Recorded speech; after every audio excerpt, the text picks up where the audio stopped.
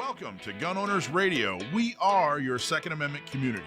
Interviews, product reviews, politics, trivia. Gun Owners Radio has it all and more. Check us out at gunownersradio.com and tune in every week to hear Dave Stahl, Michael Schwartz, and all our guests talk about everything Second Amendment. Here we go. Welcome to Gun Owners Radio, FM 96.1, AM 1170. The answer. Attention, California residents. Gun laws are changing across the country. The recent SCOTUS ruling affirms your right to carry a concealed firearm. So now, more than ever, it's critical you know your California gun laws. That's why the U.S. Concealed Carry Association exists, and to help keep responsible Americans up to date with education and training. Visit uscca.com/GOR to learn a whole lot more about California gun laws and getting your concealed carry permit. That's uscca.com/GOR for the most up-to-date California gun law information. Act now. What's up? What's kicking, man?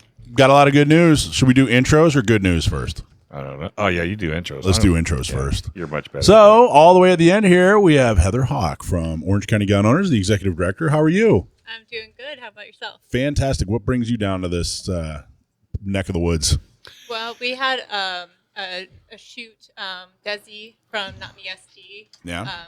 She had her with her boyfriend Jamie. Get right up on the mic. Oh, You got to put your lips right up on the mic. Give it a kiss. There you go. All right. Yeah. So Desi from Not Me had an educational shoot for some of the mentors Yes. or some of the ambassadors. Yep. So she let me know what was happening and asked if I wanted to come down. So I came down and shot with them and had a good time. Desi's the best. Who was the instructor? It was Jamie. Jamie Franks from Top Shot. He's great. Was he any good? Did he do anything good for anybody? Right. He's such a great guy. I can't tell you how much I appreciate you, Jamie. Thank you for all the support and all the generosity with your time and your knowledge. He's just an excellent guy. Yeah, he was really good. He was really entertaining too. Mm-hmm. He threw some jokes in there, and we all had a really good time. Good. And then Alicia, how are you? I'm doing well. Fantastic. What are you doing for us today? I forget. We're going to review the Smith & Wesson Model 500. That's right. You're going to review the Smith & Wesson Model 500, which Action Jackson wants to purchase for his everyday carry. Absolutely appropriate. So speaking of everyday carry, big news. We're all extremely excited that SB918 died a miserable and horrible death. Did not get the votes. I know, I got to tell you, everybody was so panicked, and it was ugly. It was really, really ugly. It didn't pass. That doesn't mean it won't be back, but that means that it didn't pass, and it won't be for at least another year before we have to deal with this thing because they're out of session. The Assembly and the State Senate are out of session. Sacramento has emptied out, and they're all back in their districts trying to figure out how they can make the lives of gun owners harder. But it is every reason in the world to celebrate that SB 918 died. And, this is part of the reason you don't really hear like San Diego County gun owners and Orange County gun owners and Inland Empire. We don't spend a lot of time talking about bills. The reason we don't spend a lot of time talking about bills is they can change on a dime. They'll introduce something in January. By September or August, it's completely different. And it may have changed 2-3 times. And, you can spend, hours getting up to speed on a bill, and then boom, it changes. And then it might not, and then it won't even pass. So there are videos and articles out there right now talking about what SB 918 is going to do, and then it didn't even pass. Meanwhile, all that time could have been spent doing things that are effective. They could have been, signing folks up to become a member of an organization, or teaching new shooters, or all kinds of effective stuff. So we're extremely happy that 918 died. We're extremely happy that it's not going to come back for a while. They did pass the exact same thing in New York, exact same thing, cut and paste. But I'm hoping that this thing gets struck down in New York so that we never have to face 918 or anything similar. So anyway, very, very good. Dave, there's your good news. Yeah, I'm thrilled. I'm overly thrilled. Yeah. Well, like I said, it's just a win and lose type situation. And education.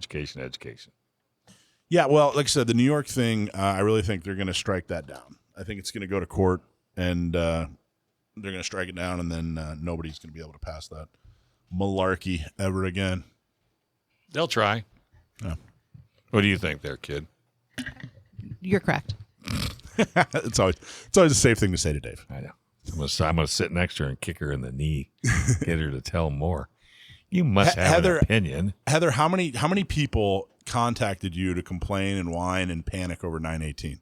Oh, probably a good at least dozen or so that actually called or emailed about it, or they kept sending information about it.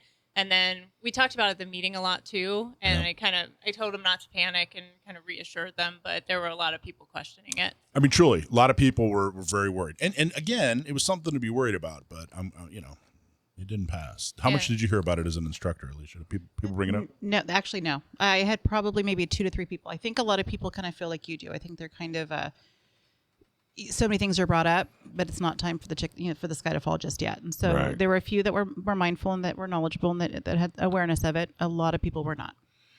So the other thing that people bring up a lot is they want to know, where's Joe Germisi? He hasn't been on in a while, and Joe is an awesome dude and a great friend of the show. He's actually working on another project, so he's likely going to be back. We're going to talk to him about some things. There's a lot of things that he's working on, all in the Second Amendment and gun world. But continue to check out his latest writings on the SDCGO and OCGO and IEGO blog page. He does a lot of writing, almost an article a week, and I really, truly, some of the best Second Amendment content on the entire internet. And I can't tell you how much we appreciate Joe. He's got a really cool project that he's working on where he's going to review historic firearms. More on that later. We're going to start hearing from him at least once a month, and he's going to talk all about that.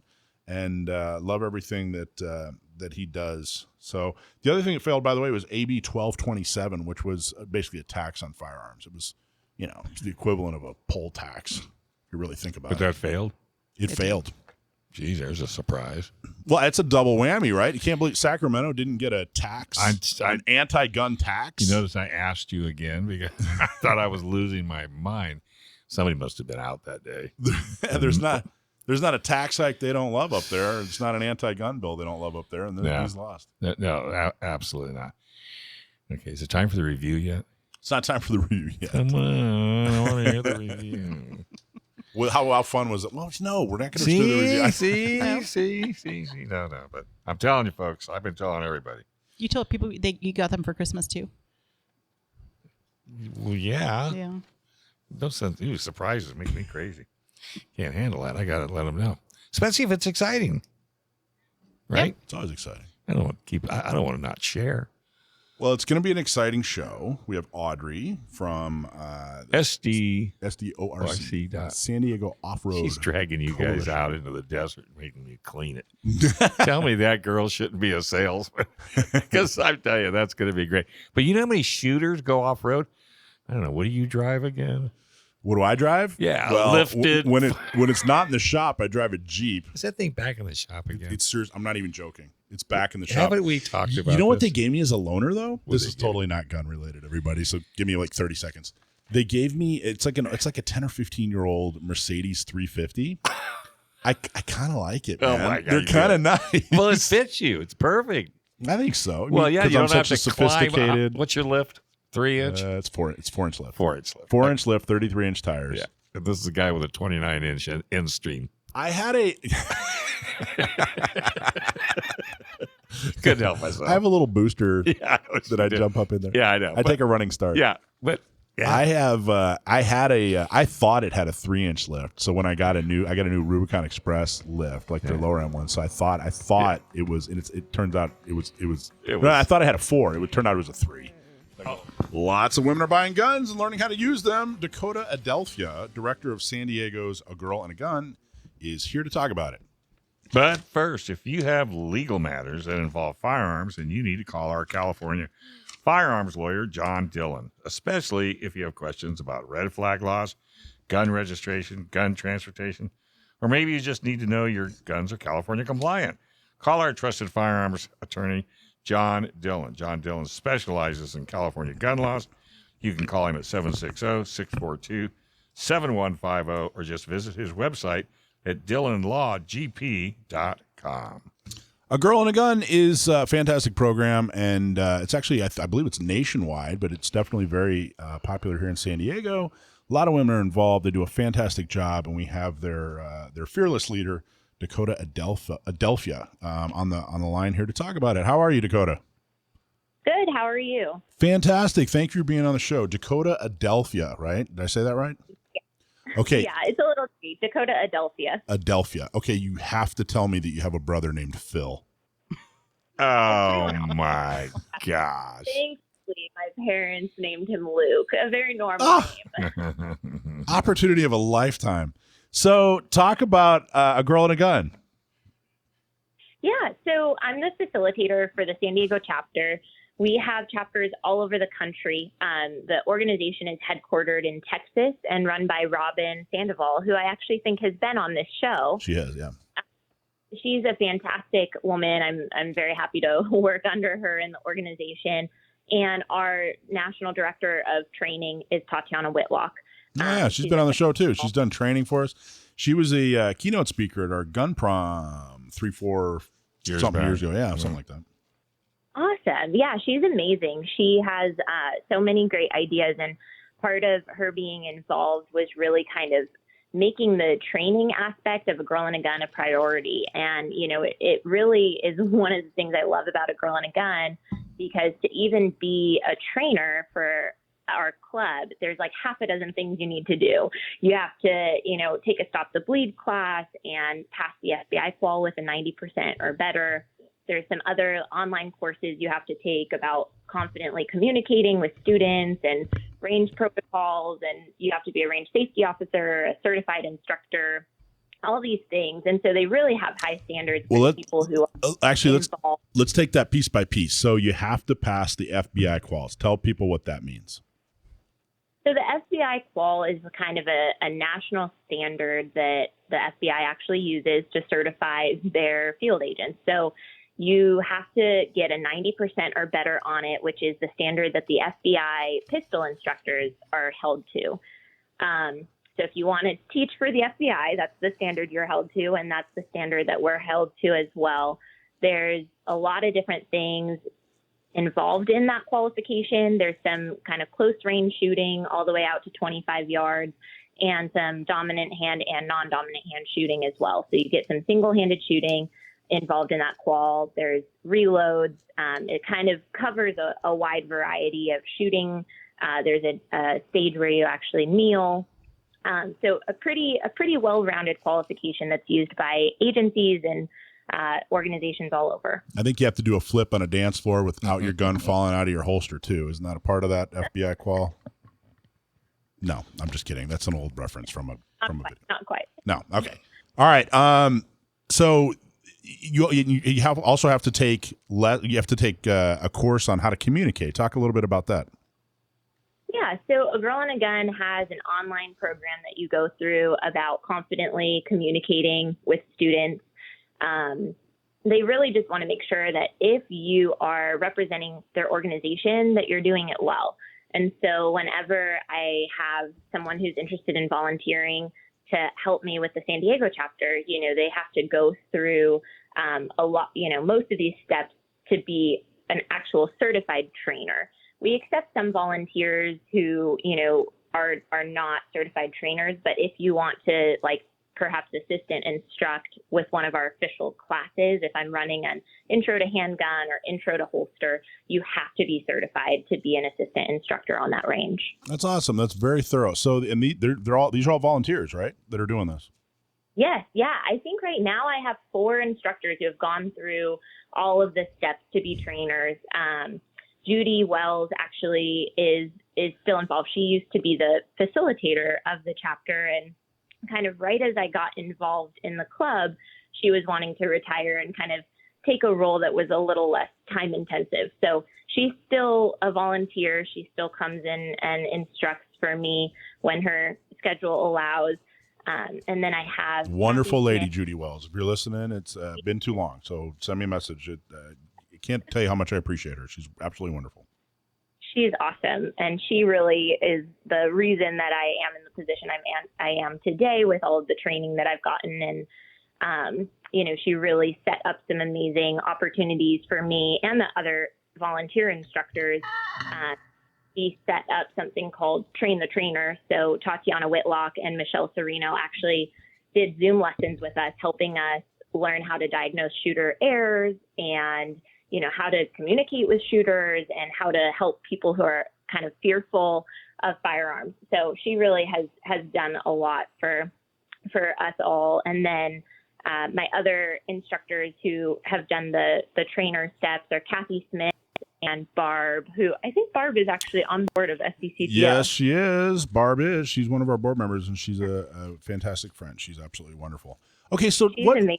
what's the point? What are you guys trying to do with A Girl and a Gun? What would you guys like to accomplish, or what can people expect if they get involved? We want to provide really high quality education and a fun place to come hang out at the range with other women. So, we want it to be a social aspect, but we also want it to be good education. So our goal really is to get people all the way from having never touched a gun, never thought about guns, until, they're confident and totally safe to be on the range by themselves. So we have a program called Brilliance in the Basics that everyone has to go through. It's a 2-hour class that involves dry fire practice and range time. And then from there, we kind of take them through loading one round and shooting one round. We spend, an hour on the range. And by the end of it, most of the women can lock back their slides. They can unload their gun. They know what they're doing. They feel confident. And so we have everyone go through that program before they can come to any of our more social events. Wow. Okay. So the idea is to increase gun ownership among women. Yeah, and confidence. So I think a lot of the women that I see come to the club are lacking the confidence to be able to go to the range on their own. And we want to give them the tools to actually go practice or to invite a friend to go shooting without that fear of, do I know enough?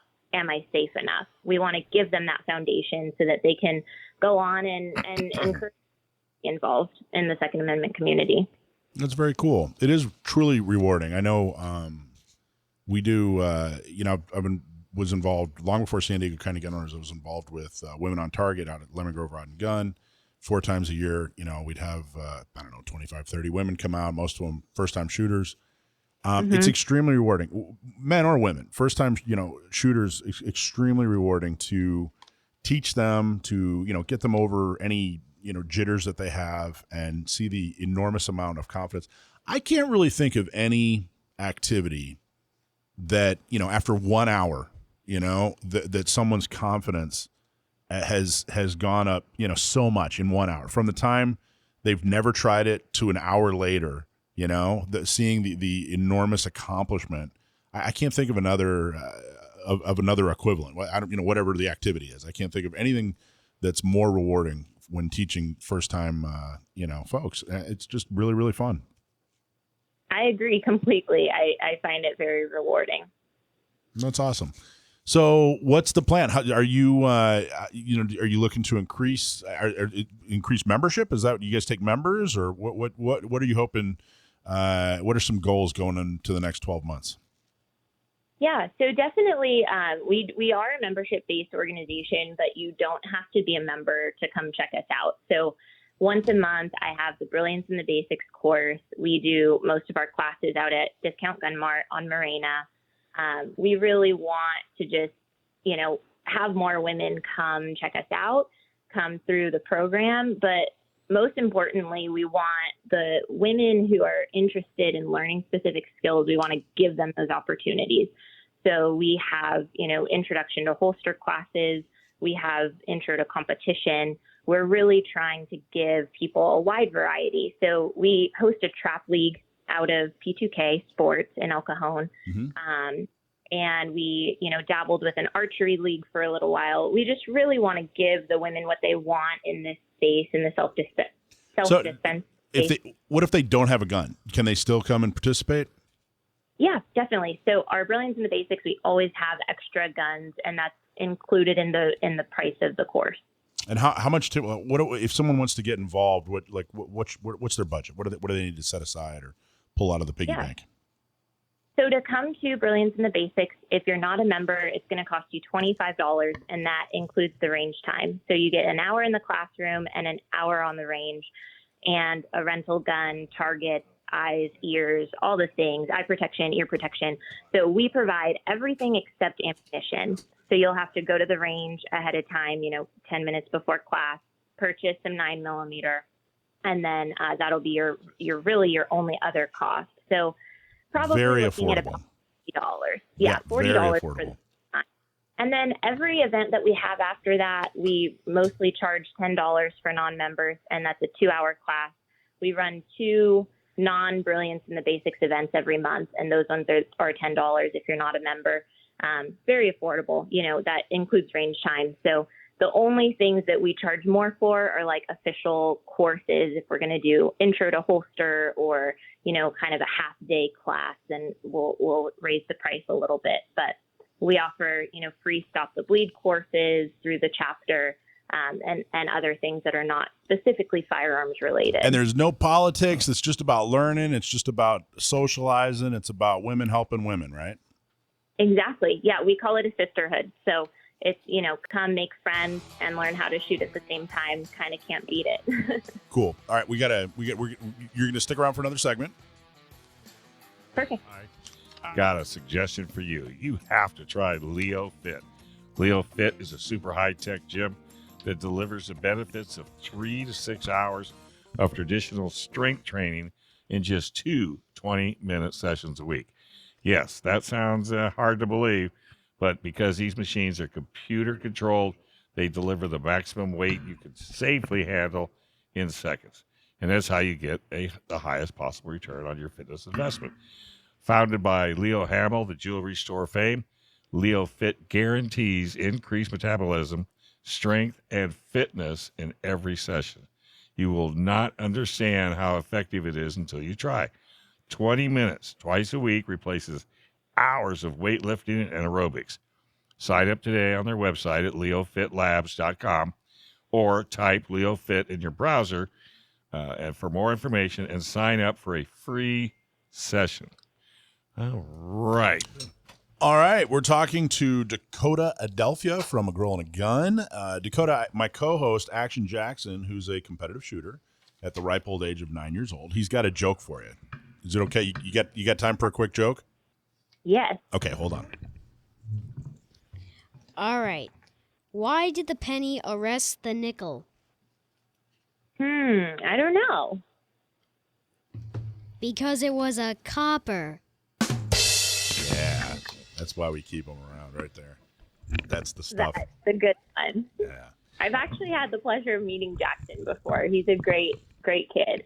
Yeah. Did he ask you the other most important question in his vocabulary? Oh, yeah. Ask her your question, dude. What's your favorite gun? Good question. That is a really good question. I really like my M&P Performance Center 2.0. I use that for competition. I have an Apex trigger in it. It's a really, really nice gun. So I'd have to say that's probably my favorite handgun, but I am a Glock girl. That's what I carry. I have a Glock 19 that I carry. So that's a close second runner-up. Did you see? I think it was, if I'm not mistaken, I just saw an article where the your M&P it's coming out in all steel, the whole thing, frame, everything steel. Is that right? Saw something about that. Yes. What do you think about that? I'm going to have to try it, honestly. I'm not sure yet. I think it'll definitely add a little weight to it, which is nice because the version that I have, people do all sorts of fancy stuff with tungsten and all sorts of things to make it a little heavier. But it's already a great gun, so I think a little extra weight will just make it a little easier for competitive purposes. I really think that M&P is M&P, right? I just had a brain. Okay, yeah. I really think it's an underrated gun. I don't think it gets near enough credit. I know at least one other friend of mine who's a competitive shooter who uses it and loves it. Everybody kind of falls back on the same. A lot of people use the Glock 34 for competition. A lot of people use 17 to the 34. Yeah, or CZs are pretty big. But you know what? That M&P really doesn't get enough of what it's due. It's a very good gun. How did how did you get into firearms? You're a very legit interest in firearms. This isn't a passive thing for you. You've jumped in with both feet. Yeah, I was raised just outside of Chicago, and I think my dad was an Army vet, but we didn't have guns in the house or anything. But I always thought, it's a valuable tool for self-defense, for personal protection, but I just never had really gotten into it myself. And really, I started getting involved when I was at college and had kind of felt like, what if something happens or somebody came into my apartment? What do I have to protect myself? I have no hand-to-hand combat skills. I hardly know if this pepper spray from the gas station would even do anything. I had no real idea of how to protect myself. And so I had thought that it might be a good idea to learn how to shoot. And really very shortly after I got my first gun, I found the San Diego chapter of A Girl and a Gun and Judy. And so that's really where it kind of took off. I've done a lot of training since then. I'm a range master instructor, and I've gone through a lot of different courses, but I still have that same passion that I did. Like the first time that I came to A Girl and a Gun, I was like, wow, there's girls who like shooting too. It just was such a fun feeling for me. And, it's really great that now I get to impart that on other people. I feel like the firearms industry for decades made an enormous mistake when it comes to women. I hear more and more and more over the last, I'm going to say 10, 15 years, women come into gun ownership and interest in firearms for self-defense reasons. And for decades, it was, here, we'll make this pink. They'll love it, or, oh, they need yet another hobby or interest, we'll make it fun, or we'll make it pretty. And that was an enormous mistake, and I think it severely underestimated women. And I'm so glad to see that it's taken a turn and people understand, hey, this is the reason. And it's frankly the reason. I mean, yeah, people get into firearms for sport, hunting or whatever, but it's really, frankly, it's the reason people own firearms, is for self-defense, because that's what it is. It's a self-defense tool. And that's the majority of the women that I see coming to the chapter too. They are maybe newly retired, spending a lot more time at home and, just thinking, what would I do if somebody came in my house? We have women from all walks of life, but, coming out of bad relationships and things like that, where they just feel like, having some actual skills and tools to protect themselves would be a great idea.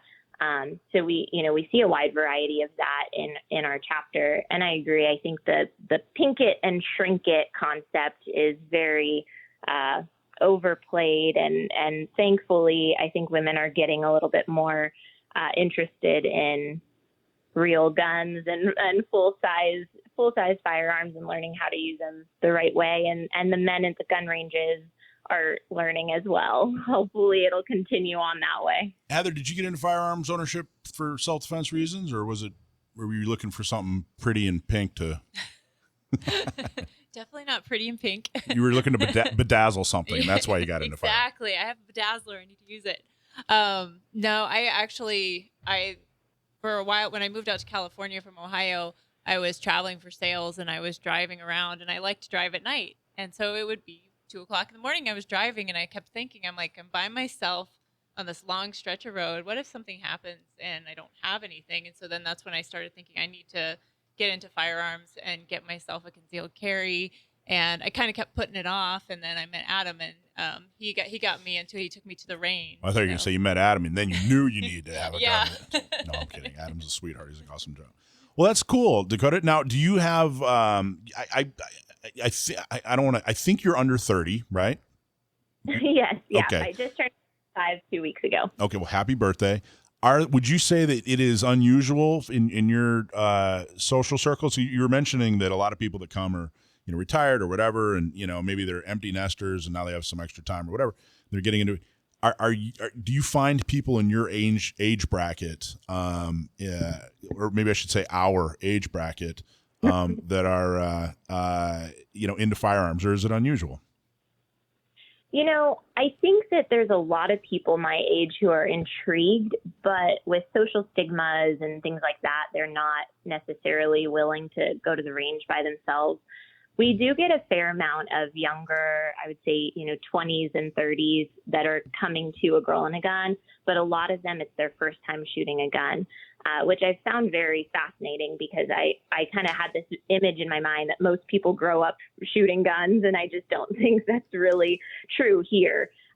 And so we do have 20s and 30s that come, but I would say that I see very few people in my age range who are actually doing additional training or who are interested in becoming instructors. A lot of the classes I've taken, I've been kind of the youngest one there. When you've taken a lot of training, I understand, right? You've gone through a lot of instructors. I have, yes. Who's your favorite? What's your most memorable? And what did you learn from him or her? Oh man, that is so hard. I was not ready for that question. I took a 40-hour class with Masad Ayub. I've heard of him, yeah. Instructor, and that was really eye-opening. It actually wasn't a shooting class at all. It was all about deadly force and the legality and essentially kind of training you to be an expert witness in a trial if you needed to be for one of your students or something like that. And so we did a mock trial in the course, and it just really stuck out to me because it was such an interesting process to see kind of how the prosecutor twisted things and, not even to be political, but just that the jury somebody would have is not going to be a jury of firearms owners, most likely. And so it was really interesting to kind of see how all those things impacted the outcome of the trial. When a lot of times I recently started to categorize training because in a lot of the seminars that we would give, a lot of the interviews that I would give, I would say, yeah, go get training. And everyone immediately thinks basically what I'm talking about is marksmanship. That's where I need to go learn how to, hit a bullseye. And I think that we're overtrained on that and undertrained on everything else because there's a lot of different kinds of training. There's the legalities and the ethics of lethal force, that kind of training. There's hitting a bullseye, marksmanship. There's kind of the equipment, what kind of holster and can you use your holster and that kind of training. And then there's more advanced training like how to move in a firefight, that sort of thing. And everyone concentrates way too much on marksmanship. I think once you've been into firearms, you've taken one or two formal classes, you've gone and trained, whatever, after your first year, basically, a lot of people are overemphasizing marksmanship, in my very humble opinion, and not emphasizing that type of knowledge. So I'm really glad that you picked that as one of your most memorable training experiences, something that's really teaching you an important skill. I don't know, maybe I'm wrong. What do you think? Do you think people concentrate on marksmanship too much? I agree completely. And I think there's very few instructors who are putting out really well-rounded curriculums. John Murphy of FPF Training is one that kind of sticks out. He was actually just in Southern California. I hosted him at Rainbow a couple weekends ago, but his course is about de-escalation, emergency medical, so tourniquet placement, wound packing, things like that. He also has a whole pepper spray segment of the class where you actually get to practice with a trainer, an inert version of pepper spray, so it's just water, but actually getting to practice with that while using verbalization to try to de-escalate and create space. And there's also a shooting element, but it's a smaller portion. Okay, so how do people find out about a girl and a gun? Where do they go? You can contact me directly.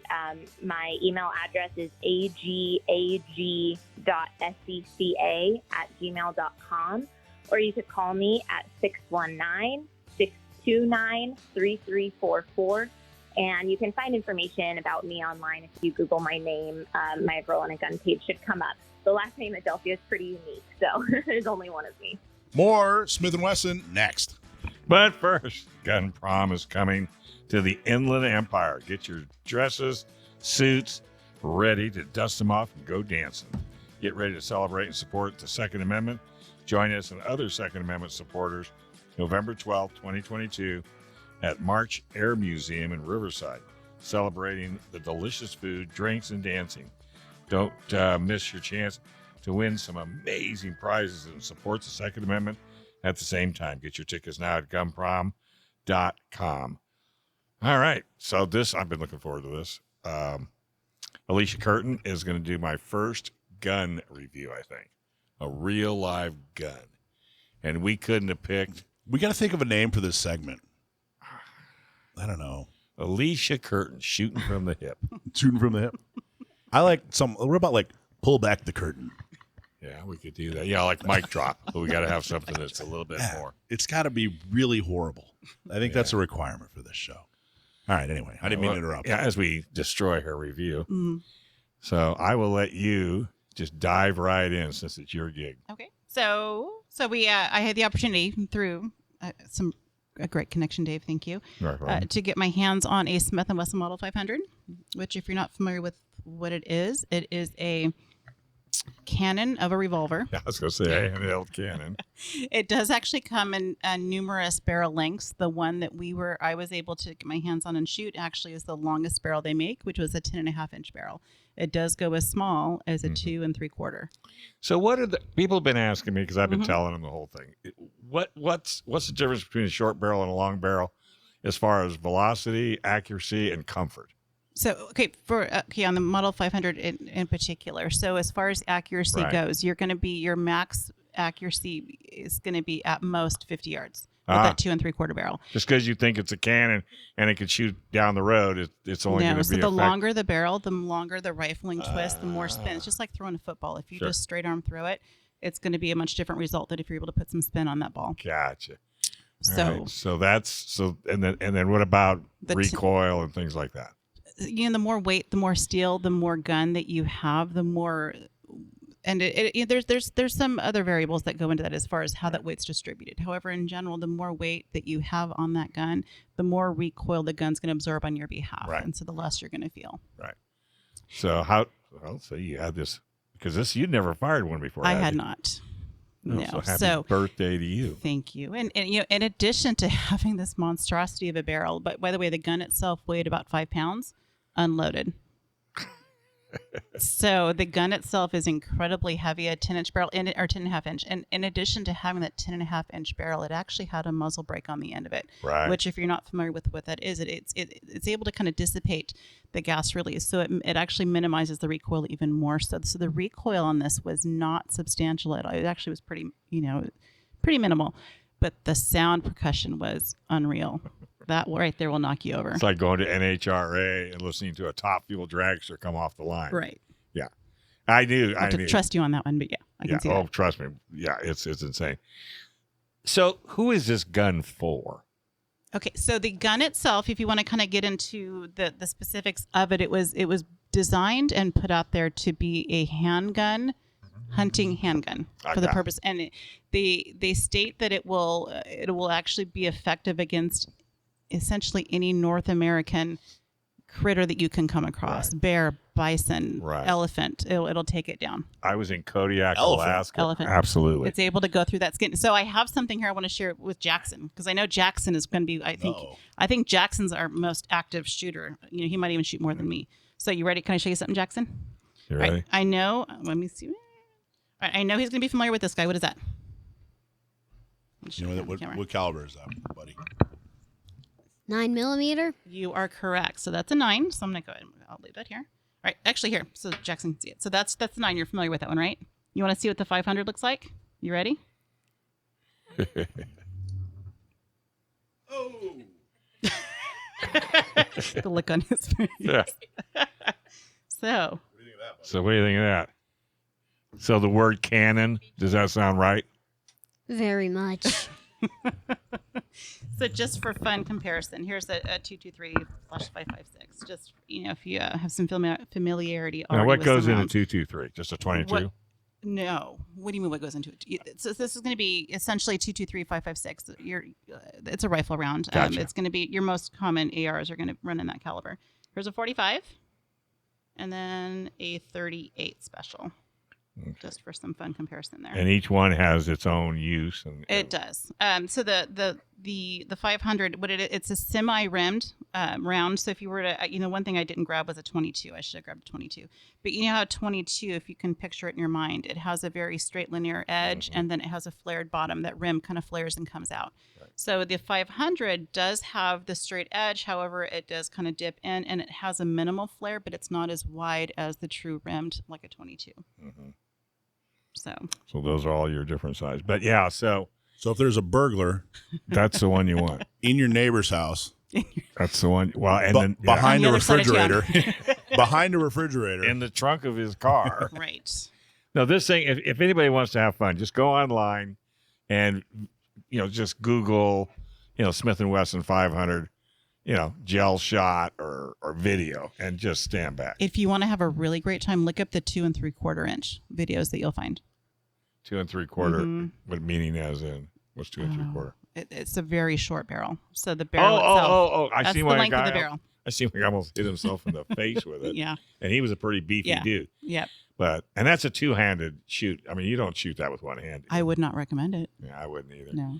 I did see a video where a guy did. And then, have those big gel squares. They were shooting all kinds of rounds through it, just squiggle, squiggle, Right. squiggle, squiggle. Then they fired that thing and it just destroyed the block. It was gone. They would. Yeah, which it would. Money-wise, what are we talking? So the 2 3/4 is no longer in production. I believe the 6 inch is no longer in production. Of the models that are still being made and built, they're going to run you ballpark 12 to 1,500, Gotcha. maybe a little bit more. Depends on where you go. Right. And then the hardest part is finding one. Correct. Because it's not like they're on the shelf. Correct. The 8 3/8, which is I know the original one that we were trying to find initially, actually comes with a couple of. There's one that will have an interchangeable muzzle brake, and then and there are some that come even all without. So there's lots of variations and variables. If you are not very picky as to what you're looking for, then you're going to have better luck. But if you want something very specific in particular, you're going to have a hard time finding it. Right. And you want to hear what just about killed her? What? This gun is going to be for display use only. No, they're buying it just to display? Pretty much. And so I made the owner. Like a warning? Like where are they going to? No, I made the owner. I told him, I said, you have to go down. You have to shoot this thing at least once. Yeah. You have to, Right. And he did. I think he actually put 2 through, I believe. I can't recall. He grinned so Yeah. much. How was the shootability? Yeah. Because you had two So- people that never shot before, by Correct. the way. So yeah, it was myself and the gentleman who purchased the gun, as well as a friend that was there to help with the filming. Wasn't our videographer? I did. I put it in his hands. So you want to grab that? It's a revolver. So you have the option of double or single. It'll go double or single action. You cock that hammer back. The single action, just like any other revolver, is a very light, easy trigger press. But make sure you have a good, steady grip on it before you get near that trigger. Oh yeah, I can. Yeah. I can just imagine. And It'll like hit this, exactly where you want to be. and you're right. I don't know if I mentioned I was in Kodiak, and we went on a tour on a side-by-side, and the Coast Guard guy that was running the tour, because that's his little job on the side, was carrying a 50. What? He says it's for bear. He says I can knock a bear down, and I think he had like the 6.5 inch barrel. I couldn't really tell because he had it in a chest vest. Okay. And so Yeah, they make a 3.5, a 4. yeah, I didn't know what Yeah. length it was, but I knew if he had that, I'm going to stand right behind you.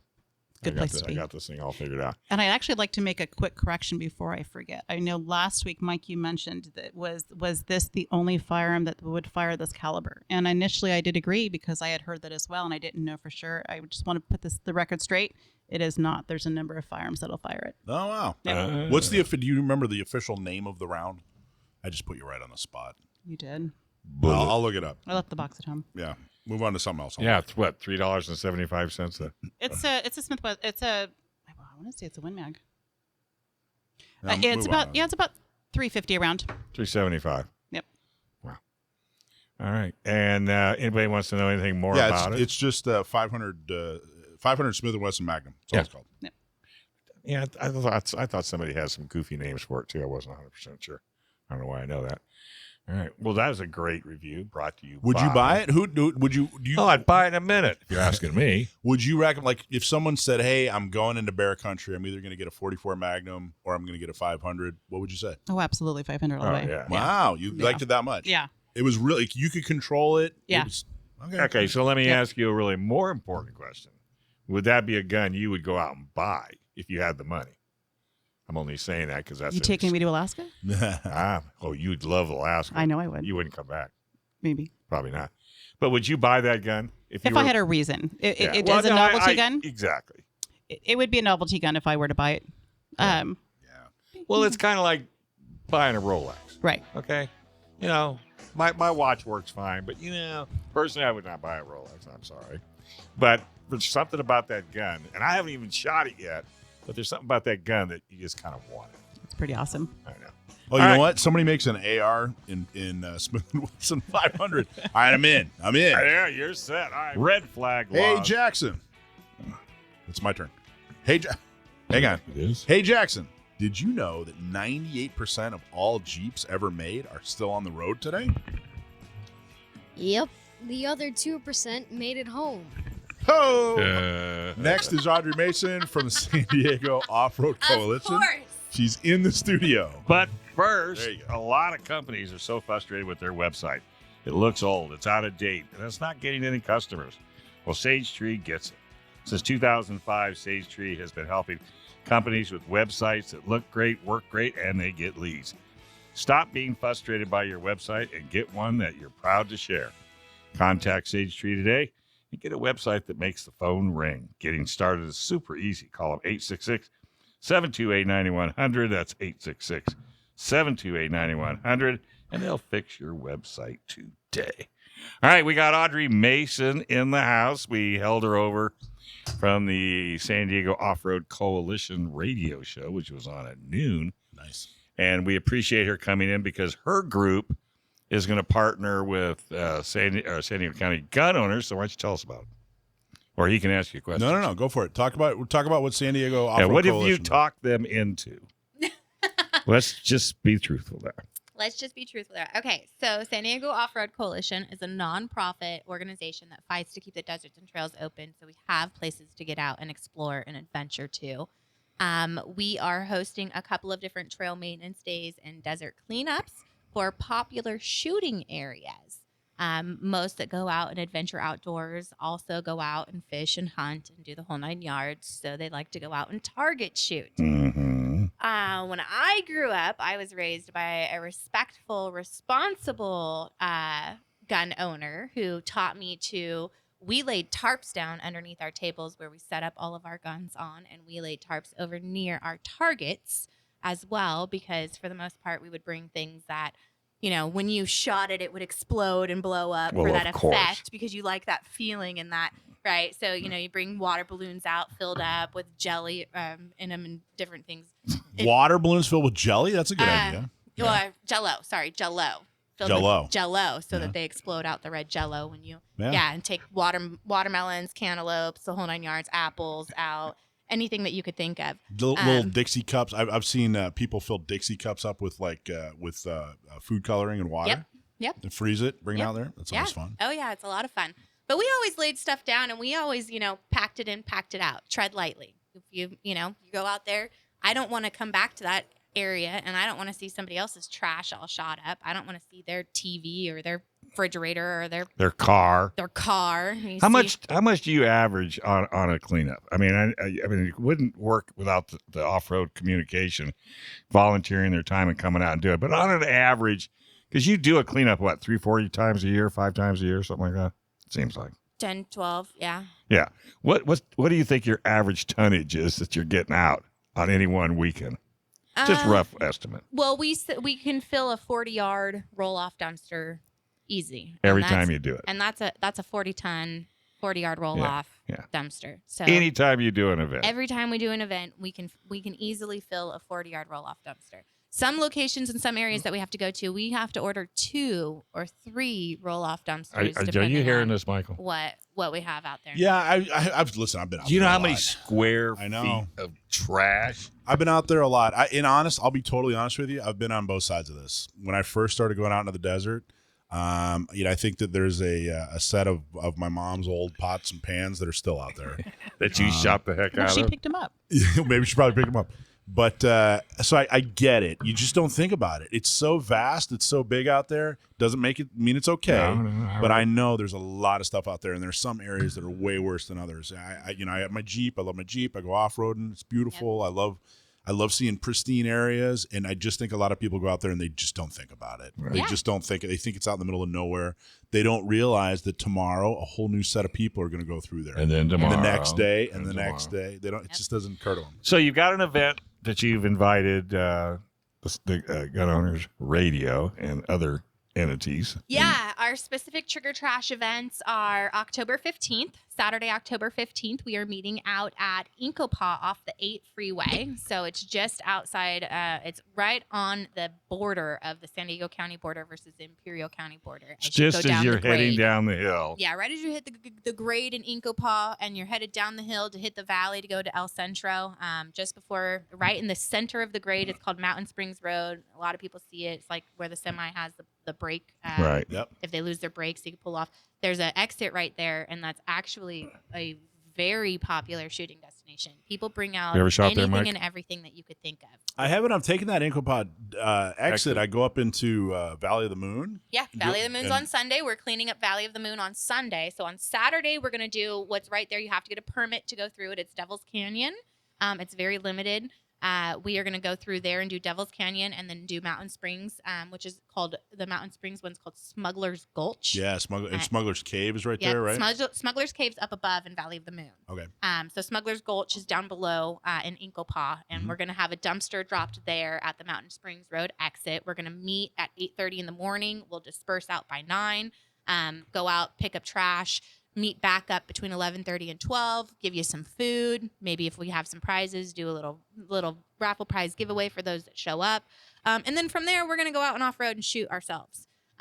Tierra del Sol, who we're also teaming up with that one, they're going to camp out there that night because on Sunday, they're going to do a Valley of the Moon trash cleanup there. So that's a double one. Yes, that's a double one. Anybody and everybody who's interested in you're welcome to show up and meet us out there. info@sdorc.org. Shoot us an email. Shoot San Diego Gun Owners. I know you guys aren't available for that one because immediately within 2 weeks is the elections, and there's a lot for elections coming down. But we also have January 7th that we've invited you out to. We're teaming up with Mike Johnson from SD Must, who's running for Escondido City Council. So shout out for endorsed by San Diego County Gun Owners. Endorsed by San Diego Off-Road Coalition. Nice. So Mike Johnson for Escondido, he's teaming up with us. He wants to go out and do Pink Gate or Alta Road, which is January 7th. That's the backside of Otay that pops out down to like Donovan State Prison down there. That section gets, really bad trigger trash. Right. Really bad trigger trash down there. So we're going to hope to get a dumpster. Trash. Trigger trash. Yeah, it's from the shooters. That's not the off-roaders. That's your trigger trash. That's what I refer to. Did you know you had a name? I've been called worse. Oh, okay. But I like that. That could be a T-shirt. Trigger trash. Trigger trash. Yeah. That's how I promote it. #trigger trash. Some have referred to my targets as trigger trash. Yeah, well, we weren't going to. I wasn't going to go there. I was being respectful. So, but the best thing to do is you'll be able to get this on your website. Yes, it's already up on our website. And there, you're looking for volunteers. We're looking for Come volunteers. on out, have some fun. Yes. And if you want to learn anything at all about guns, we will teach you. I will learn. I'm very knowledgeable about it. And you have people that'll probably be out there with you. Yes. Yeah. So January 7th, we'll have San Diego County Gun Owners, and we'll also have SD Must and Tread Lightly that will be on site for that cleanup. What's the minimum requirement for like vehicles? That one, there's no requirement. You can come in a stock vehicle. You can come in a 2-wheel drive vehicle for any of these cleanups. Okay, cool. Any of these cleanups that we are putting on, you can get there in a 2-wheel drive vehicle. And then if we go out and disperse from there and we know that we're going to be going on a difficult trail, we can team you up with somebody who has the appropriate vehicle to get where you need to be. Just lock I was trying to talk Alicia into jacking up her minivan, putting a lift on that thing. And I have a Jetta TDI Sport Wagon. So I've got a little Volkswagen Jetta. Are we going to tell stories? It's off-roaded. How many tires have you gone through? Too many to count. 70 miles an hour with a blowout in the whoops is really not as bad as it sounds. No, it's really not. I can it's tell really you. not. You got to keep the speed up. She has to her own not lose parking the- place at Wayne Miller Tire. Okay. Every car is an off-road vehicle with the right mindset. I like the Correct. way you Yeah. roll. I had, Dos Cabezas? Yes. So I got a 200 SX out there once, a Nissan 200 SX out there. Really? Yeah. Hey. It's still there. Took me about 3 weeks, but I got it out. We'll be picking it up. All right, Audrey, thank you very much. See you next Sunday. No. She's she's staying. staying Yeah, out? we got a lot more to talk to her about. Who did this schedule? Yeah. Alicia. Alicia. Okay. Yeah. All right. Hey, do you know we have a world-class flight training school here in San Diego? Pilots can fly almost every day, and we're close to the ocean, desert, mountains. Anywhere you want to go, you can. That's why San Diego is one of the best places to learn how to fly in the world. Learn to fly in sunny San Diego right at Montgomery Field. Getting started is super easy. Just call them at 858-569-1822, or you can go to SDFTI, but 858-569-1822. All right, we held Audrey Mason over a little bit. What's your title today at San Diego Off-Road Coalition? I'm the vice president of the Yeah, Off-Road I know you Coalition. always have to look. And she's a co-host. Well, it depends on what Case- hat I'm wearing. Yeah, I know.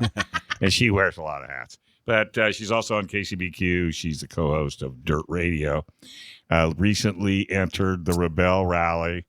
And if she wasn't as helpful as she was, she probably would have come in first or second. Oh, no, not with the way those ladies are. And you were digging them out of the sand. Yeah, If but you'd have not all- left them, not just all. leave it. Well, all. Leave them to die. No, just let they could. Hey, you got out I on would this like race. to think I would be 10 positions up, but I wouldn't say I was in the top 10. You don't think so? No. I don't know what is this. Is this No. a This what is it? It's insanity. a women's only off-road navigation rally Oh. where you're given no electronic devices whatsoever. You're given a topo map and a compass, and you are given plots on coordinates that you have to Right. figure out where those coordinates are, plot them to the best of your ability, and then And some you could and then see, and some you couldn't. some are super easy to get to. You have like an easy up with a big flag, and some of them there's no marks whatsoever, and you don't know if you're in the right location or not. And you get dinged off of how close you are when you drop your satellite pin and say, "I'm at my checkpoint." That's awesome. And how many days a week did you do this? It's a 9-day. 9 days. 1,500 miles. How many off-road. women? Wow. There was 54 teams of 2, Wow. so driver and navigator. And there's always lined up to do this. Yes, every year there's You know the big difference between the women's and the men's navigation course? Oh, here we go. Maybe I shouldn't say this. No, I don't. Way outnumbered here. I'm just looking around. Yeah, hello. There's only like you and me. The women's, they all stop and ask for directions. Oh, That's how they get there. that's probably how they get there. The men, we don't ask for directions. Come on. But it's That's why you ended up in Mexico. right. But it's world famous. Yes. It's world famous, and it's Yes. really ironic. Couple young ladies will go. They'll do it once. Okay, bucket list. Then we've got girls that have done it 6 years in a row, Yeah. and it's different every place. This one was from Lake Tahoe to No, Glamis. this one was Hoover Dam. This was the first one Hoover that Dam, didn't that's start right. in Tahoe. And Yeah, started normally at they start Hoover in Dam. Tahoe. You come the whole way down off road. Yeah. Oh, wait, so Hoover Dam to where? To Glamis. You go back and Wow. forth. Yeah, you go back and forth through California, Nevada, Arizona, and you Right. you zigzag and you end in Glamis. So do you make the driver and the two ladies? They make their own decision on when they're going to stop and camp, or they're camp. Like, how does that work? You have milestones that you're timed to get to each checkpoint. I see. And if you don't make it to your certain check, you can each green checkpoint you have, and then you in between those green checkpoints, if you hit a blue or a black checkpoint in between, then it's additional points for you. But if you don't make it between the time frames, then you're SOL and you have to get to camp. At a certain And what are most ladies driving? anything and everything. Every single vehicle manufacturer that you can think of has a vehicle in the competition, Including that wants- Rolls Royce, including Yeah, the Aston Culligan Martin. went. Wow. Yeah, Aston Martin. Yes, Yeah. they were there. I mean, the Porsche had Cayenne. in it. Hybrids, electric have- car, Mach-E's. Oh yes. Uh-huh. Because it's a test bed. Miata. Yeah, oh, yeah. In fact, we have a girl that the winner, actually. she took a Porsche, What kind? a 911 Porsche, and it was a rally car, and won the race. I don't understand. What do you mean? Like, what did she do to this 911? That Lifted it, but I think it was lifted. I don't know about that year. Yeah, because I followed it, and she had it, and somebody says, "You want to run the Rebel?" And she said, "Yeah, okay, I'll do that." So that's crazy. That's Yeah. really cool. Yeah. So there's hope for my mom being? Oh, absolutely. Definitely. But you know what? It's one of those bucket list things where, you know. Yeah, Dave challenged me. I talk a lot of trash about my skills and abilities. Yeah. I've been in the desert. I've been a desert rat my whole life. I like Eat, to sleep, and drink it. Yeah, so Here- I had to prove that I don't just talk the talk, that I Yeah. could actually walk the walk Yeah. too. You're here in San Diego. You've been a desert rat your whole life. Yes. Now, did you go out and see? I heard from all my desert rat friends that it was a big deal. I guess they filmed the Jabba the Hutt thing Yeah, that Star exploded. Wars. You know what I'm talking about? Yes, Did yeah. you go out and check that out? I don't need No? no. But I know exactly where they filmed it. I know exactly what they did. They just did the other one with The Rock and what's his name out there. Every year there's a different film filmed Really? Yeah. in- Oh, I it's didn't realize it was Yes. that popular. Yeah, well, it's cheaper to go Yeah. to the sand than bring the sand to you. Are there still Star Wars remnants out there? Or no, that's No, long they have gone. to clean everything up. They're not allowed to leave any portion of Oh, it. really? Yeah. A couple of my buddies said that there were chunks of this thing out Just there. tell No. them now they're drinking beer again. Yeah. But the funny thing about it, I've said this more than once. My first show is fighting the government. Yeah. My last show is fighting the government. Right. I got to get some more fun in my life. Seems What? like- Yeah. It's most fun I have all day is Well, fighting I the have- government, Dave. well, I know I'm right there with you, but People ask me all the time. They're like, "Why don't you leave California?" I'm like, "Who would I fight with?" yeah, right. There is something to be said for that too. Yeah, everybody's going off to Tennessee now. I'm And like, who's a what are you quitter? gonna do? Just sit around and be happy all day? That sounds miserable. Yeah, I mean, who wants to be a quitter? I know. I mean, Keep swinging. Ginger Jeffries is leaving No, that's not true. KUSI, and she's going to Arizona. Oh.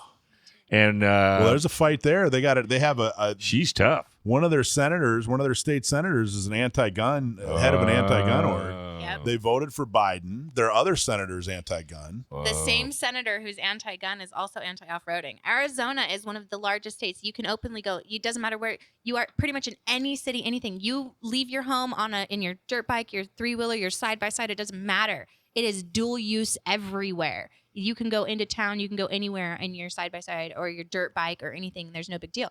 There's legislation currently in place to limit it to trails only throughout Jeez. the entire state of Arizona. And that's because of this new guy. It's the new guy. It's all the new people. Why'd you go to somewhere that's been amazing and beautiful and change it to? It's Well, people absolutely don't do their ridiculous. homework, Yeah. or they'll never go there during the winter. Yeah. Not Arizona per se, but if you go back east someplace or Kansas Mm-hmm. and your house leaves. There's Yeah. a ton of overlap between, there should be so much more cooperation between off-roaders and gun. If only we knew somebody that was involved in an off-road organization and a gun organization, we could solve this problem. I bro. think we could. If only we knew. If only we had the power. Oh well. Gee- There really is a gee lot. golly. There is a lot of I overlap. though, know. isn't there? I know. Why do you think I suggested this? Because I'll say again, I'm fighting the government in the first Yeah. hour, and I'm fighting them in the last. But gun owners and off-roaders, you drive a Jeep, you go off-road I do. a lot. I do. Well, There's not so as much. as Well, no, because you're busy, I but want there's to. there's so much similarity Keeps to the breaking. mindset. I know what's up. Keeps breaking. We'll have to talk to her. Just empty every penny. You're not calling me anymore. Because it keeps breaking. I got to blame it on somebody. Can't be me. It's never the artist. It's never- always the Yeah, let's- brush. Yeah, never. So see now you're absolutely making me crazy because I want to know what's wrong with it. Yeah, I know. I was like, you're talking to two car people over here Yeah, who are yeah, I mean, now so you going to can't just analyze say- every aspect of why So, it's well, broken and what's this broken. pizza's how really did going to it be break, good, and- but It's not even. It's pretty. 2 weeks ago, it was an alternator, and this last week, it's a fuel pump. And then after they get the fuel pump fixed, I need him to fix my air conditioner. Okay, maintenance. That's your Well, maintenance. and how You many can't even mi- say how many anything miles about do you that. have? That's maintenance. How many miles do you have on that thing? It's like brand new. It's got Oh, 185,000 miles it does on it. not. So it's due to have a fuel pump. Isn't it Yeah. a YJ? Isn't it like a 94? Yeah, it's a Oh, it is TJ. a TJ. Okay, so you're a 98 to 2004. Come on now. So I mean, yeah, I How mean, old is it? 185,000. See, it's the it's my Y2K Jeep. he drives it everywhere. It's a The 2000. problem with it is you haven't had any problem with it. I mean, well, yes, you have. It's all legit. It's just annoying that it Well, it's happens just every the time. week. It's just every week. You're running out of parts. Okay. I know. That's what I said. I was telling somebody the other day. I was like, look, I've almost replaced every single. This is almost a brand new Jeep. I've almost replaced every single part. You know, there's two other people in this room that could sing right along with that song. There's But one broken over Jeeps. there, and there's one right here. If that Jeep, I mean, I'm surprised she made it through the Rebelle. Honest to God. But for What some were you, reason, you were driving a Jeep? Yes, What- the what one she year? has out A front. YJ or? No, Oh. but I own a 94 YJ. Yeah. But I know the 18 JLU that's out front. Okay, I got a question for you. Oh my gosh, I almost got. Okay, good. So here's what I got to know: the Gladiators. Okay, I got my Wrangler, right? Oh Lord. Okay, Jeep Wave to Gladiators, yes or no? Yes. Well, yes. Yes. Yes. That's like saying you're also not waving to a Cherokee or. I don't any of wave the- to a Cherokee. Oh, You're not do. getting a Jeep Wave to it if you're You driving a can't. Cherokee. Okay, I'm sorry. ZJs have just as much as ability. I have two CJs that are ZJs that are in my group. That is the Cherokee. Right. That is the Grand Cherokee is a ZJ. I have one that's built to the tilt. That's way bigger, better than your Wrangler. Why do you gotta? guaranteed. Why do you gotta? I'm just throwing it out Why there. do you- Like I can show you. Why you gotta kick me when I'm down? It's on 60s, front and rear lockers, on 40s, caged out, internal and external. It's Well, you have built that. to the tilt. I'm not. Yeah, I'm not. I'm still not waving. I'm not. All right, I'll start waving to Gladiators. All right. So what's the website? Are we keeping her again, or are we throwing her out this time? Well, she's a hoot, man. www.sdorc.org. I'll tell you think- the one reason. why The they gotta one do the reason. show? I know the one reason, if no other, to go out and get involved is number one, they support all the right candidates, and number two, Audrey's a hoot. She is. She's fun to go with. She's. What's really fun is when they clean the highway on the other side of the checkpoint. Oh, yeah. Yeah, we do What? Corral Canyon. Corral Canyon's at Buckman Springs Rest Yep. Stop. So because Corral Canyon's right there, and I hate coming into the Buckman Springs Rest Stop and seeing all that trash right there. I didn't know. There's so a, we do. Well, you're coming up to the border checkpoint. We do both miles, 3 miles on each side of the freeway, east and west. But when you're headed west, you hit the border checkpoint. So what do people do before they hit the border checkpoint? They chuck out everything out of their vehicle to the Oh, side I of didn't the know road. that. That's horrible. Then Let me she tell said they you, set up a little drug stand. Volunteers are needed. We do the cleanups out there 3 times a year, at a minimum, usually 4, depending on season and how bad it is. But Yeah. it's been pretty bad because they had the rest stop closed down for part of the time. So you would You know- believe the paraphernalia. You know the that's the found. checkpoint on S2. Yes, I do. I pulled over and asked a dude in full military press, border patrol guy, smart haircut, the whole thing. Waved me through. I pulled over because I was a little lost. I had to ask him, some directions.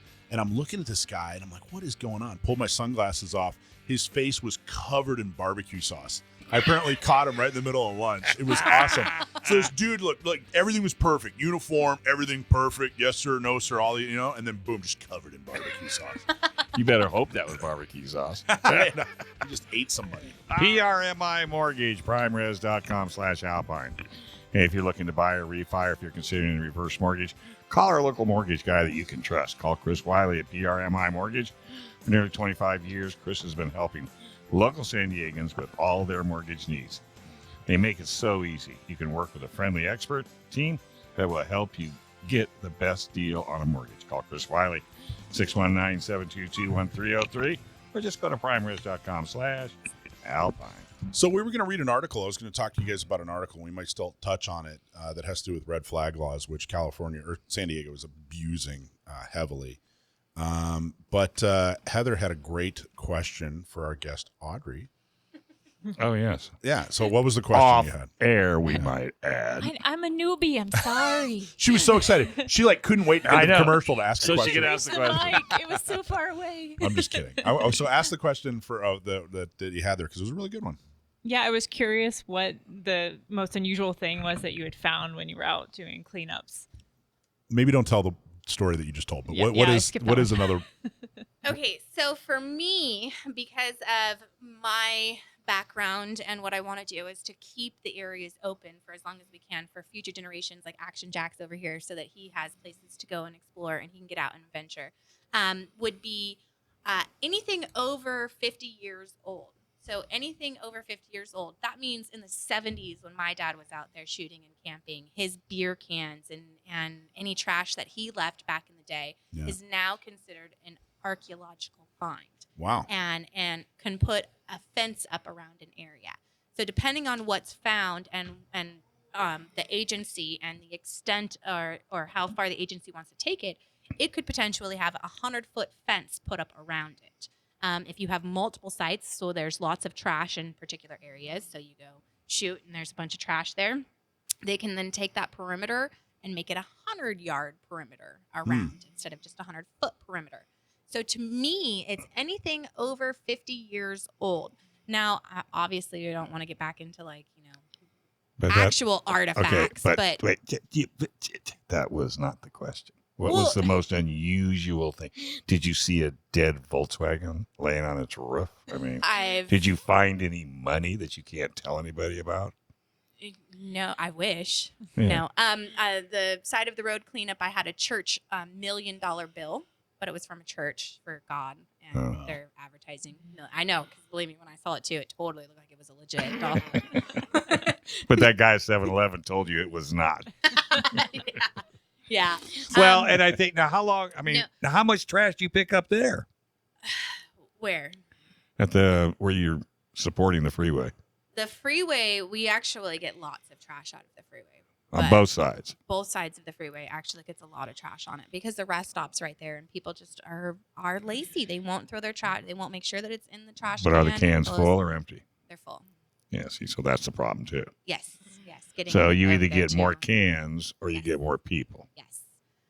Coolest thing I found, I would say, would be superstition cleaning up, and you're not supposed to touch it, but it would be an active spent round found from one of the bombs. So they do live bombs, and they do smoke bombs and others. So you can come across where it's literally just a dud. And you know this, why? And what was a live bomb? How many you found? Actually, I learned the hard way. We had somebody bring some up.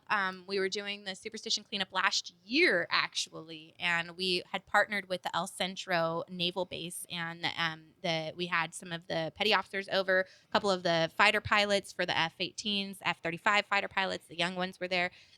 They had a training day with us where they came out, reached out, did the public outreach, and I had one of my guys bring up just the tops of what he thought were bullets, and then actual bullets, which were tracer rounds, which had not actually been shot. They were still live rounds. And I actually had a munitions specialist there with us, and the munitions specialist was like, whoa, whoa, whoa, be careful how you shouldn't shake that like that. And he started freaking out on us, and they ended up grabbing it and taking it, putting it into a special thing and taking it away. So I think that would be. You can't take her. Munition specialists can be such a buzzkill. Jeez. Yeah, so that was Superstition last year, where we were doing the cleanup there. The coolest thing that I think that I found was like a 1930s beer can. No, that's cool. Yeah, that's kind of cool. Yeah, so it they. And didn't you just go out and you and San Diego Off-Road Coalition hang how many signs to tell people not to walk into the bomb range? Yes, we did. We just went in what and put a up nice a whole thing bunch to of, do. Yes. So another kill. You can see these people blowing up. It usually would be a lot of fun. Kind of messy. It's absolutely amazing to go out and go camping at the dip at Superstition up against the bombing range, not in the bombing range, but to watch them at night when they do their training rounds there, because they come through and they drop through they do military helicopters. They'll drop guys down and do play targets, war. and then they're playing war, and then they have lit up tracer rounds, so you can see the tracer rounds at night as they're shooting them through and going through. It's so fun. Well, I've been out there when the F-18s buzz the Jeeps out there. That's kind of cool. Yes. Yeah. I guess they're coming from El Centro. El Centro, Well, yeah. there's supposedly the Pearl. a ridge that you could sit on, and they fly through this valley. Yeah. Oh yeah, there's they just took the people were collecting a whole bunch of the bombs and setting them up on the ridge, and it was called Bombers Hill. Yeah. And they fly right down between. In the gulch. Now they say that they don't come that close. They say that they can't come within 300 feet of the ground, but I don't. I believe it. I believe that they test their limits and their abilities, Within and that's what they're there doing. Ever 300 feet? I've definitely seen them below 300 feet. Right? I've 100%. I was debating and arguing with So them. 300 feet is a 30-story building, right? Yes. Yeah. Okay, I've seen them Oh, lower yeah. than that. Right? Yeah. Yeah, no, they totally go way below that. And like they don't have a piece of equipment on an airplane that tells them exactly how low they went. Yeah. Well, an altimeter? I'm Well, sure they got something on You there. think they that have says- one of those on an airplane? Oh, absolutely. I bet you. Because, I mean, you're giving these things to 20-year-olds. Yeah, well. You know, I mean, it's not like the guy's got a lot of training. Here you go, kid. Get out there. I think technically they're 22, Dave. Well, they could be 22. But Huge difference. but what a time of the year to give somebody. I just realized that. They're like 22 when they're going through flight school. That's my They are. point. Oh, that's They scary. were a couple What of did- youngins. Yeah. Yeah, can you imagine going through flight school at No. 22? No. No, Yeah. me either. Being in control of $1 billion I plane. don't, That could kill you. Yeah. I don't want anybody under 30 like packing my groceries, let alone flying an F-18. I mean, jeez. Okay, you're too judgmental. All right, Yeah. a little judgment. You Okay. are too judgmental. You're too It much happens right now. towards the end Calm of the yourself day. down. Towards the end of the show, he starts it. I just get a little hangry. Yeah, he sits it. Yeah, there's that too. I want to give a shout out over here. I just got to meet the range master for the South Bay Rod and Gun Club. Yeah. I lived up there for a long time. That was my gun club, was the South Bay Rod and Gun Club. I got to be a range master there back in the day. I didn't even know about you were a range 15 master up years there. ago. And so I bow down to her. Thank you for Hold on a everything that you second. do. She's being and smirk. yeah. I give No, her a it nice takes- little compliment because she never. That's got to be in your bio. You know, I mean, you need a signature like I've got on my email. Your signature is Bad to the unreal. I bone. have never seen anything like it. Longer than your arm. But the slogan at the bottom is the best. I haven't gotten that far. Try it. You'll like it. But you're the range master up at Lemon Grove. So you're the South Bay. Yeah, South Bay. I'm on the board, and I'm also an RSO out there. Yeah. Okay, so let me Well, ask you a question. What is the result of the county or the city was trying to get you guys to put a well in or do something with your well water? Oh, that's a good That's- question. That happened a while ago. I actually did a KUSI segment Oh wow. on that. I don't know how much I'm allowed to divulge on that. To be Oh, honest, it's still in the works. It's in the works. There are plans to build it. There's But things who's in place. paying for it? Blasting has been done. Because they were expecting you guys to pay for it. Doesn't sound like she's allowed to really. Yeah, I know. Okay, well, okay, I was just because, but see, my memory's not as bad as you thought. For now, when you go out there, you should probably bring your own Gatorade. For now, Not a when bad you idea. go out there, throw a $20 donation, because if you're out there shooting, you have the ability to support them. I don't want to That's see right. them close down. I've been going there for over 20 years of my life, and I She's would only love 21. to keep it. Man. Yeah, I would love to make sure it stays open. So if there is an issue, because I didn't realize that there was an issue going on right now, you better throw down an extra $20. It's in water. donation and show. They have something in the water table. Man, she's intense, Dave. I know. That's why she sits She's way like- over there, and I sit way Man. over here. Oh no, you get her. Why? After listening to this one time on KUSI, you would not think to myself, this might be a radio show. But how long? What are we doing it now? 3 years. 3 years. Yeah. 3 years. I've But been man, on. the first time I got her on TV, you just stood back because she would go. Man, she would have a 10-minute dissertation done in 13 seconds, and you knew everything there was to know about the event, how where we're going to go, and how you. I mean, she, going okay. They had- couldn't cut in and cut me I off. couldn't cut it. I had no idea how to stop her. My She's like a goodness. runaway I train. got 2 job offers from that. Yeah, she interview. did. She did. But man, but it was her first time. And I inadvertently said, we've only got 3 to 4 minutes. And that just set her off because, man, she got it all in. And then when she got done, everybody just, their jaws kind of dropped. And then I went around and talked to the other people. But no, and that's what started this whole insanity. Well, thank you for doing what you guys do. You guys are a really great organization. Well, that's why, like I said, putting you two guys together, what did I do? it's going to be beneficial. You guys had a run. Do you guys do that poker run? Is that you guys? That Yes. out at right? Yes, I we f- do a poker run. We did the first 10 years was in Akatia Wells, but since then we are on our 17th year now. We're in Superstition. Yeah. We need to get San Diego County gun owners to sponsor a checkpoint. Oh. Possibly. At I Lost have the Lizard. checkpoint open right now. That Which Yes. maybe which- that's which one? why I'm saying that. Yes. Out at Lost, it's No, so I know much. which checkpoint. Checkpoints are currently not assigned. Okay. So it depends on what game you're bringing out and how accessible you need to be. So if you're only bringing 2-wheel drives and you don't have a 4-wheel drive, I'm obviously not going to put you where you can't get into. No, I have a But 4-wheel you're- drive. But what you're going to do? You Feel ever Jeep you ever over there. sponsor? I It don't doesn't know. work, but Yeah. it's got Do 4-wheel you drive. ever, Jeep do you ever over there. sponsor? You ever sponsor a checkpoint? No, But but I it's a went and did poker it. It was, game. no, I know. Yeah, Oh, you've done it. Yeah, talk about it. It's you go to you do a run, right? And there's like hard, really hard, and don't do this unless you're crazy, right? Yes. Right. I don't forget the exact designations. Yes. Well, And- they're just the green and the red routes. So the green Green and route's red? an easy route, and it's for newbies. We encourage newbie. If you're new to it, you've never been out before, Right. come out, experience it, bring your family. It's a good event. You How go- hard is the hard one? It depends who sets it up. Yeah. So this year it's more sand because more sand's blown over there. So what would have been more rock incorporated with sand is going to have a lot of sand this year. So if you're not good at driving sand, it's going to be very, very difficult. I must have done the easy one then. It was me and a buddy, and we both had Wasn't it going up that driveway our lady friend with us. with a little bit of sand on it? Exactly. You even put your hat on and It everything was, for that it was, one. just, it was just a Walmart parking lot. But it was real sandy. It was down by the beach. And there was no parking. I had to walk all the way across the parking lot. It was really hard. There's nothing worse than that. All right. Hey, attention, California residents. Gun laws are changing across the country. The recent SCOTUS ruling affirms your right to carry a concealed firearm. So now, more than ever, it's official. You know your California gun laws. That's why the U.S. Concealed Carry Association exists, to help responsible Americans up to date with educating and training. Visit uscca.com/GOR to learn a whole lot more about California gun laws and getting your concealed carry permit. That's uscca.com/GOR for the most up-to-date California gun law information. Act now. Favorite segment coming up. It's everybody's favorite segment. It's Stump My Nephew. My nephew, who's extremely good at firearms trivia. He doesn't get the question in advance. If you write us, email us, whatever, send us a question, we use it on the air, you get a hat or a shirt. If we stump my nephew, which rarely happens, then we'll give you something special, which we don't have picked out currently.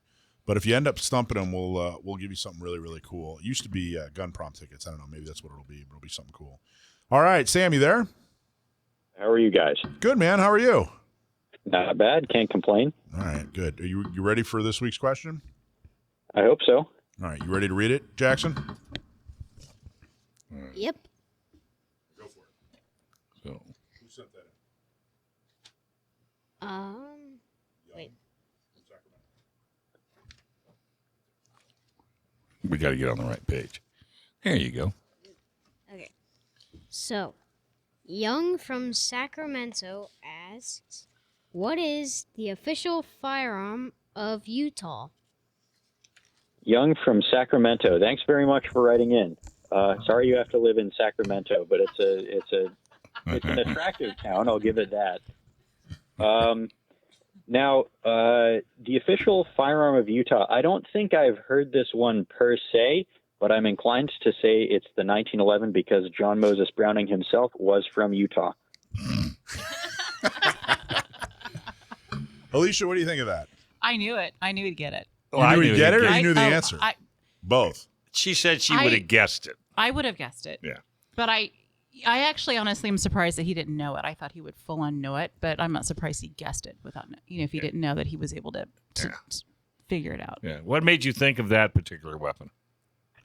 Well, that's probably John Browning's most famous design, even gotcha. though he invented so many other guns out there. He was such a prolific inventor, but everyone associates him with the 1911. It's an American classic, so why not? And Utah just honored him. That's basically what. Well, that you was. knew you sounds like you knew John Browning was from Utah. Yeah, he was from Utah. He was the son of a Mormon farmer family. He built his first firearm when he was, I think, 12 or 14 or something like that. He built a rifle, and it was all kind of downhill from there. He became, a legend in firearm circles. I think it's really difficult to overstate just how many important designs he came up with. Like most of the semi-automatic pistols out there today on store shelves still use a Browning tilting barrel short recoil system of operation. Yeah, we know. Come on. Okay, so it says here, John Browning, designer. I didn't know. Oh, you didn't know I that? didn't know. Right. John Browning. That's why the more you know. Okay. John Browning, designer of the 1911, was born and raised in Utah. In 2011, as a way of honoring Browning, Utah declared the Browning M1911 the official firearm of the state. Hey, we just had a listener write in. He wants to know if you have any experience with Springfield's new Prodigy. No, I don't. It's kind of funny to hear that asked over the radio because whenever any new gun is announced, people immediately come into the store or they call in asking if we have it, as though it's like a video game console or something that we get in advance, which we don't. We have to wait. So it's just, I don't know, kind of funny to hear that asked in such a medium. But no, we have not gotten them yet. They're on order, but we got to wait. I have a feeling you'll be the first to tell everybody that you have them in stock. What do you want to bet? Stock? I get it. Get it? I do get it. Prodigy. I think it's a pistol, though. It doesn't have a stock, Dave. It could. It's a real fire starter. The Prodigy. All right, my friend. Some people call the grips the stocks. No, that's true. Hey, You're right about that. Yeah, by the way, you listen to the shows periodically? Sometimes. Why do you ask? Well, we just did a review on a 50 cal. 500. That's 500. Smith & Wesson 500. Alicia did it. So if you want to hear a good review, take a listen. There you go. That's a cool one. We actually do have one of those at the shop. How long is the barrel? It's the long one, like 12 inches or whatever. Yeah, 10 and a half, I think is what it is. Yep. Yeah, my wife's cousin bought it for display only. So, and I said, there is no way on this earth you're going to just buy that. You go down and see Alicia, you get some bullets, you stick it in the hole, and you hit something with it. You did really well. Yeah, I know, but it scared the living you-know-what out of him. But that's another story. All right, buddy. Hey, wait, what are you selling your gun for? What? What are you selling the 500 for? Oh, I don't remember off the top of my head. Stumped him. I stumped him. I stumped your nephew. That doesn't count. That doesn't. All right, buddy. Know, Thanks a lot, man. want to Take know care. a price? All right. Ask Michael to ask me. We'll do that. All right. Right here. Cool. All right. All right, so we have big news. San Diego County Gun Owners is going to release their voter guide this Thursday. So if you are not on our mailing list, go to SanDiegoCountyGunOwners.com or SDCGO.org. Sign up to become a member, and that'll get you on our mailing list. You can get on the mailing list for free, but why would you want to be a freeloader like that? Why not become a member, support the cause, help us get good people elected? SDCGO.org. And we're going to have a whole list of people, county board, sheriff, city council, mayor, and some school board folks are appearing on our voter guide. And we're going to have a lot of activities to distribute literally thousands of voter guides this election season. And so check it out. And Heather from Orange County Gun Owners, tell us what you guys are coming up with a voter guide as well, right? Yeah, ours board meeting is on the 12th, so we're going to be voting on the endorsement. So we've got about 35 questionnaires back, which is fantastic. I've been talking to the candidates and everything, so we're going to go through that, get them voted, and then get our voter guide out probably like a week later. Nice. City council, mayor, get any school board, or who do you got? Yeah, we got city councils, mayors, school boards. I think the sheriff was already decided because he ran unopposed. Right. Go Barnes. There you go. He's a good sheriff, right? Yep.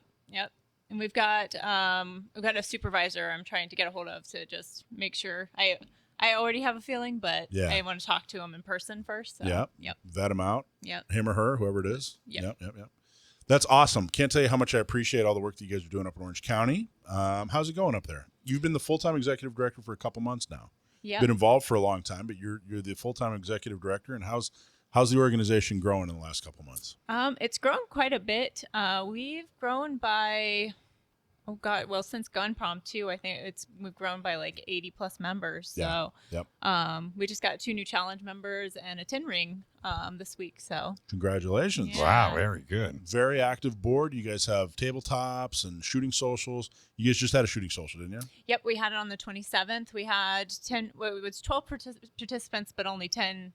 2 of them didn't show up that day, but we had a full house of mentors. So it was really good. We had 5 lady shooters that had never shot before, never picked up a gun. And so by the end of it, there was one that was really, really nervous.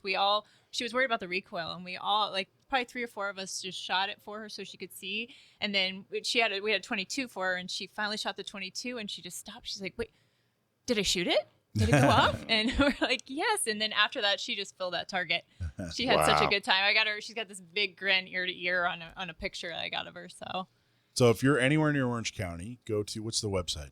It's www.ocgunowners.com. And then you're on Instagram and Facebook as well. Yeah, Facebook. It's OC Gun Owners as well. Nice. Yeah. And when's your monthly meeting? It's the 4th week. right? Every fourth Wednesday. So our CCW seminars every fourth Monday at 7, and then the meetings every fourth Wednesday it starts at 6. We have pizza. Everybody always gets excited about that. And then we start the meeting at 6:30. So Where do you meet? It varies throughout Orange County. I've been trying to get more because we were meeting at a lot of restaurants, Right, and I'm right. trying to get more to a specific businesses so people can see what's out there in Orange County. Yeah, So and not be distracted from a restaurant point of view. You know, if you can get into the back room of a conference hall or someplace where people have a nice, exactly, it's a little quieter to Start talk, asking so. all your members, see what they come up with any suggestions. You never know it. Yep, exactly. Our monthly meeting here this month is it was actually one of our board members, Evan. He went to Top Gun training, and they have a warehouse that they do their classroom training in. They shoot up in San Bernardino. Sure. But they actually have that space for us, and he also does like security and violence in the workplace. Gotcha. So, yeah. See that you get her started, you can't. She won't stop. I'm either. chatty. All of a sudden, she So goes he for an kept it hour away. and 45 minutes, That's and why she's quiet. That's why I put her at the end. Is that why you did that? You're like, hard cut off, Heather. Hard cut. Hey, folks, help us out. Subscribe to our show. Give us a 5-star review. You can find us on Apple Podcasts, Google Podcasts, YouTube, Spotify. And do me a favor, stop by our advertisers if you have an opportunity, like San Diego County gun owners, Orange County gun owners, Inland Empire. You need to join one or all of them. I don't care. Dillon Law Group if you get in trouble. PRMI Mortgage if you want to leave. Sage Tree Digital Marketing if you want a really good website. Leo Hamill Fine Jewelry if you want to make somebody in the family happy. San Diego Flight Training International just because you can. And U.S. Concealed Carry Association. And a big shout out to Michael Schwartz, Alicia Curtin, Sam the Gunman, Brendan Thomas, and our special guest today, Audrey Mason. Bob Siegel might be in the wings. Stay tuned. I did see some smoke in the hallway. Yeah, and Heather Hawke from Orange County Gun. Oh, yes, Heather Hawke from Orange. It's not on the paperwork. It's not on the paperwork? I'm not saying it. This is Gun Owners Radio, FM 96.1, AM 1170. The answer.